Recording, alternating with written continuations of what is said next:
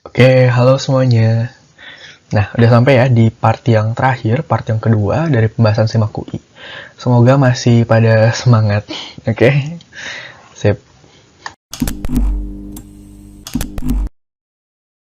Oke, ini soal yang pertama, nomor 51 sih kalau di sini ya.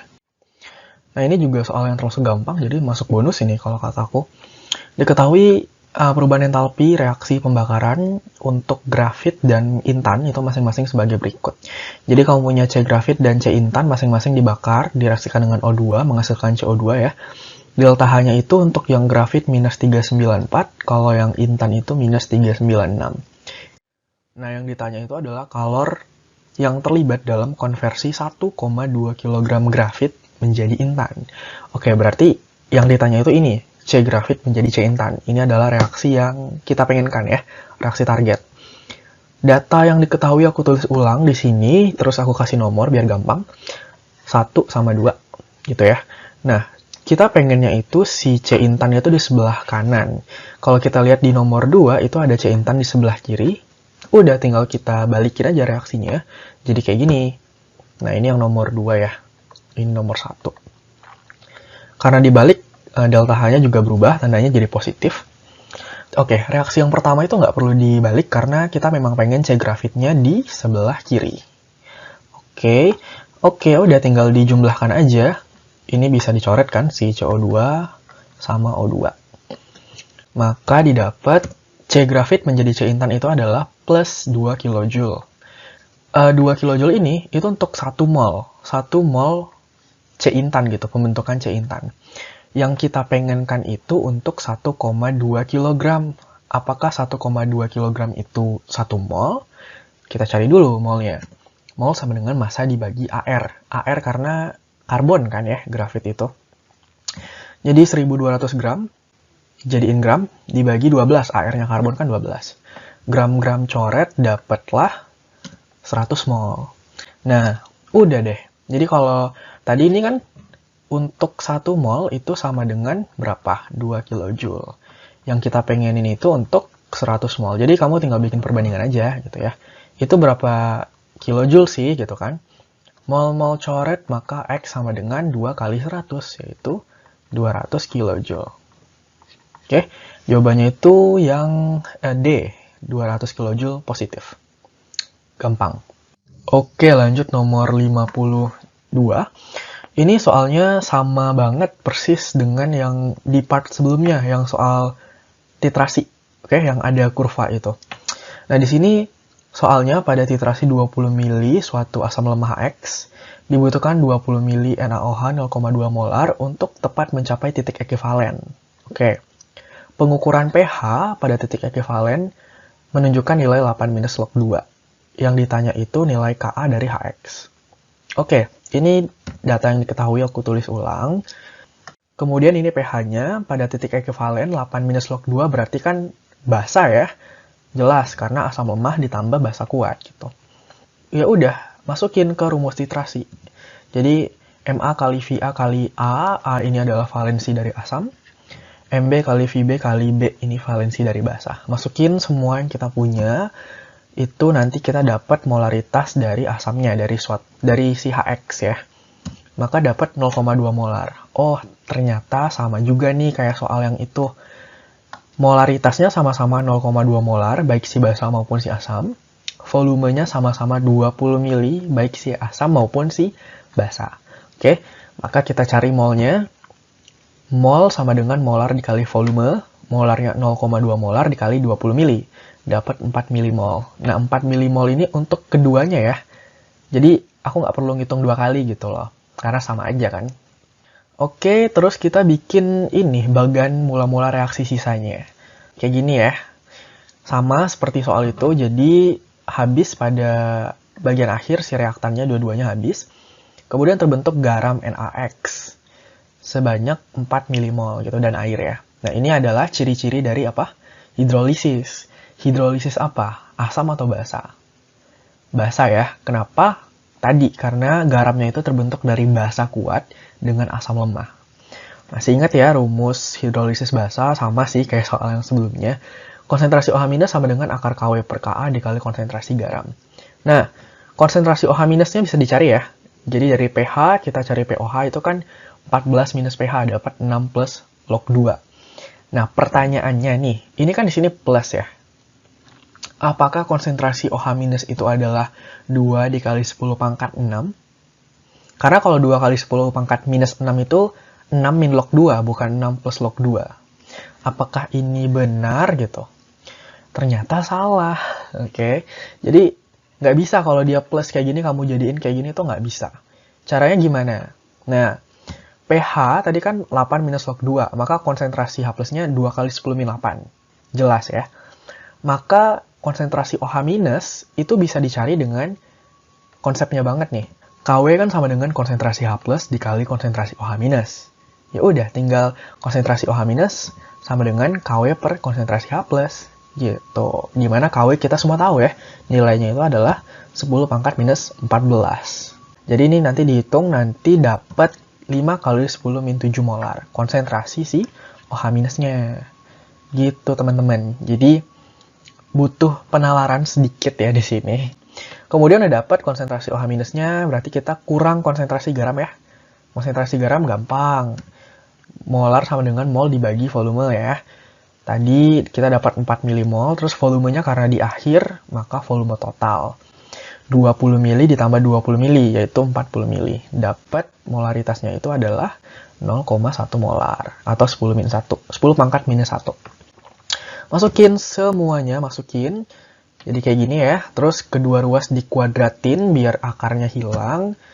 Nah ini 10 min 14 kali 10 pangkat min 1 itu dapat 10 pangkat min 15. Tinggal kali silang aja. Ka sama dengan 10 pangkat minus 15 dibagi 25 kali 10 pangkat min 14. Maka dapat deh nilai Ka-nya sebesar 4 kali 10 min 3. Jadi jawabannya yang D. Oke, bagus ya soalnya.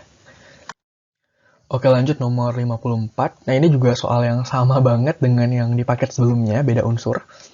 Kalau di sini ditanya itu unsur yang memiliki energi ionisasi kedua terbesar.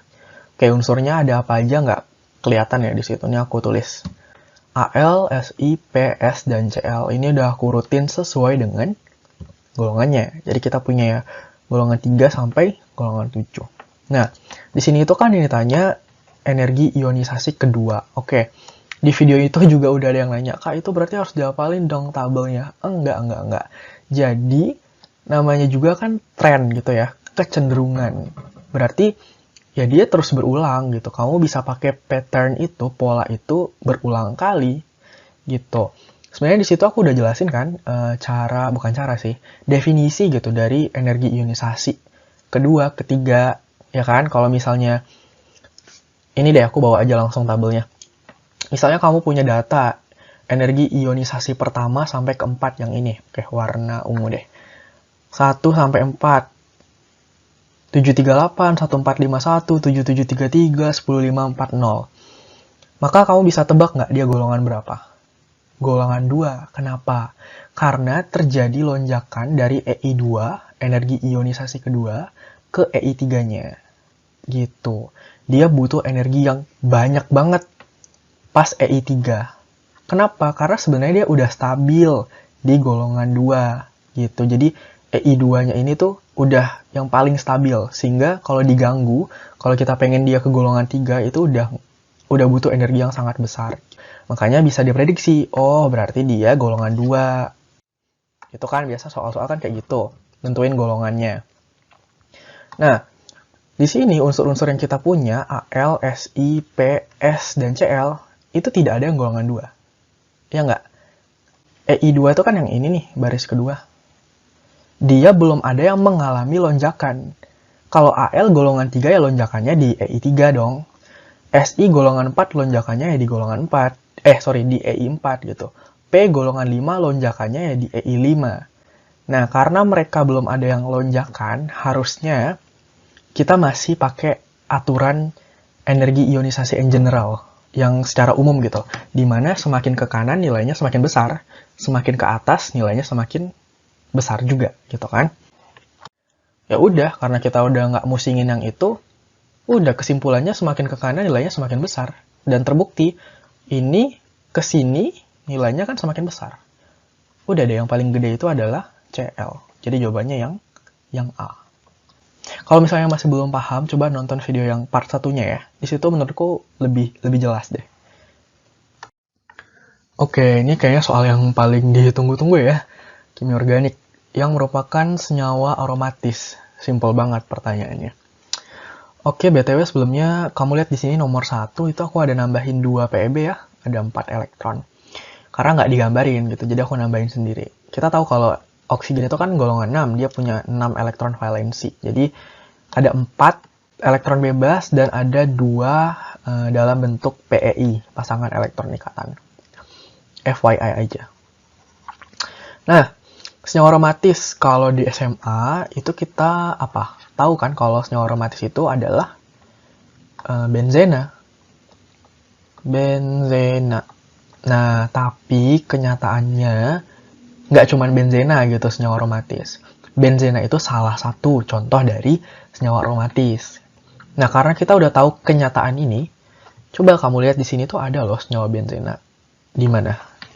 Yang nomor 3. Nah, ini kan cincin benzen nih. Cincin 6 selang-seling ada elektron. Ada ikatan rangkap 2 selang-seling gitu maksudnya. Dimana dia mengikat CH3. Nah, ini kan nama lainnya itu adalah toluena atau metilbenzena, sama aja ya. Jadi nomor 3 pasti benar. Nah, karena nomor 3 benar, berarti nomor 1 juga pasti benar. Oke? Sebenarnya, untuk disebut senyawa aromatis itu ada syarat. Ada 4 syaratnya. Nah, di sini cuma 3, harusnya ada 1 lagi, dan itu salah satu yang paling penting juga, tapi nggak ditulis. Aku harusnya ini taruh di paling atas loh, harusnya di nomor 0 gitu. Yaitu dia berbentuk siklik, atau cincin gitu ya. Kebetulan di soal kita semuanya siklik, jadi ini mungkin tidak terlalu berpengaruh, tapi ini syarat mutlak nih. Terus coba kamu lihat nomor 1 ya, kita bedah satu-satu nih. Sistem cincin mengandung elektron pi yang terdelokalisasi atau terkonjugasi. Ini maksudnya apa? Jadi, terdelokalisasi itu maksudnya ada elektron yang semacam berputar-putar lah gitu di dalam cincin atau beresonansi kan bahasanya. Jadi misalnya ini ke sini, ini ke sini, ini ke sini gitu. By the way, juga ya, ikatan rangkap 2 itu juga sering dibilang ikatan pi. Nah, tadi ikatan itu kan mengandung 2 elektron. Bener nggak? Jadi, kalau ada 2 elektron membentuk 1 ikatan. Makanya, dalam ikatan pi itu dia punya elektron pi. Gitu. Dimana bisa lah kita simplifikasi gitu. Kita bilang kalau ikatan rangkap 2 itu mengandung 2 elektron pi. Gitu ya, gampangnya kayak gitu. Ini kamu simpen baik-baik nih. Jadi, ini maksudnya. Ada elektron yang muter-muter gitu di dalam cincin. Oke, itu nomor 1. Nomor 2, sistem cincin harus datar atau planar, hibridisasinya sp2. Oke, ini kayaknya nggak terlalu berpengaruh di soal kita, cuman itu adalah salah satu cirinya. Jadi, senyawanya itu geometrinya bentuknya harus planar, harus datar gitu ya. Nomor 3 ini yang penting juga, dia harus memenuhi aturan Huckel atau Haeckel, aku nggak tahu bacanya sih. Pada intinya, itu adalah 4n plus 2 sama dengan pi elektron. Jadi, 4n plus 2 sama dengan pi elektron. Nah, by the way, tadi kan kita di nomor 1 ngambil kesimpulan ya. Dia harus punya ikatan rangkap yang selang-seling. Tapi ini tuh nggak mutlak. Kenapa? Coba kamu lihat di nomor 1 deh. Kita tadi setuju kalau nomor 1 itu benar. Dia tapi nggak punya ikatan rangkap yang selang-seling kan? Gitu, di sini dia punya atom O gitu. Nah, itu gimana? Nah, misal aku gambar ulang ya, di sini dia, ini dia. Ini dia punya ikatan rangkap 2, terus selang-seling rangkap 2 di sini. Nah, tadi seperti aku bilang, satu ikatan itu kan sama dengan 2 elektron. Ternyata 2 elektron dari oksigen ini bisa ikut terdelokalisasi gitu, bisa ikut muter-muter di dalam cincin. Jadi ceritanya tuh ini tuh pindah ke sini gitu, ini pindah ke sini, nanti ini pindah ke sini. Sehingga 2 elektron ini diperhitungkan sebagai elektron pi. Oke. Nah, jadi kalau misalnya kita terapin ke rumus Huckel. Aku tanya, elektron pi di sini ada berapa?